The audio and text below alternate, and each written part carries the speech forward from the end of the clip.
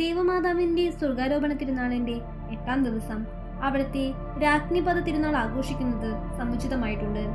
കന്യകാമറിയം സ്വർഗത്തിലേക്ക് എടുക്കപ്പെട്ട ശേഷം അവിടെ രാജ്ഞിയായി മുടിധരിപ്പിക്കപ്പെട്ടുവെന്ന് ജപമാലയുടെ 5ാം ദിവരഹസ്യത്തിൽ നാം ധ്യാനിക്കുന്നുണ്ട്.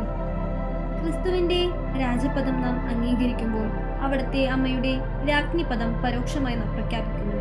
തന്നിമിത്തം 1925 ക്രിസ്തുവിന്റെ രാജ്യത്വ തിരുനാൾ ആഘോഷിച്ചു തുടങ്ങിയപ്പോൾ കന്യകാംബയുടെ രാജ്ഞിപദ തിരുനാൾ ആഘോഷിക്കാൻ ദേവമാതൃഭക്തരായ ക്രിസ്ത്യാനികൾക്ക് പ്രചോദനമായി. 9ാം പീയൂസ് മാർപ്പാപ്പ പറയുന്നു, സ്വർഗത്തിന്റെയും ഭൂമിയുടെയും രാജ്ഞിയായും സ്വർഗീയ വിശുദ്ധരുടെയും മാലാഖമാരുടെയും വൃന്ദങ്ങളുടെയും ഉപരിയായും മേരിയെ കർത്താവ് നിശ്ചയിച്ചിരിക്കുന്നത് കൊണ്ട് തിരുസഭ അവളോട് പ്രാർത്ഥിക്കുന്നു. അവൾ ആവശ്യപ്പെടുന്നവ ലഭിക്കുന്നു. 12ാം പീയൂസ് മാർപ്പാപ്പ ഇങ്ങനെ കൂട്ടിച്ചേർത്തു, ഈ തിരുനാൾ ദിവസം കന്യകാമറിയത്തിന്റെ വിമല ഹൃദയത്തിന് മനുഷ്യവർഗത്തിനുള്ള പ്രതിഷ്ഠ നവീകരിക്കുന്നതാണ്. മതത്തിന്റെ വിജയത്തിലും ക്രിസ്തീയ സമാധാനത്തിലും നിർവൃത്തി അടയുന്ന ഒരു സൗഭാഗ്യയുഗം അതിൽ അധിഷ്ഠിതമാണ്.